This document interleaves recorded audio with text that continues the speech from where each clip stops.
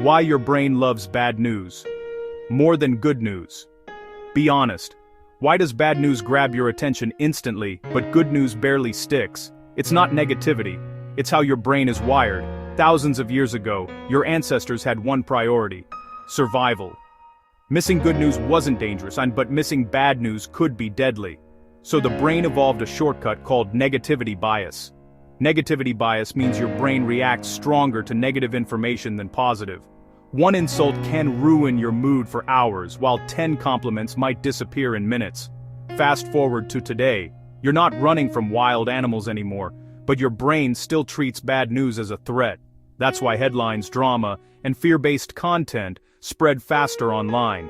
Algorithms understand this perfectly.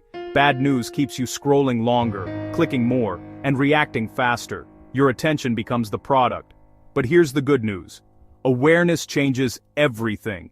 Limit how much negative content you consume. Balance it with positive, educational, and calming information. Like, share, and subscribe for more facts.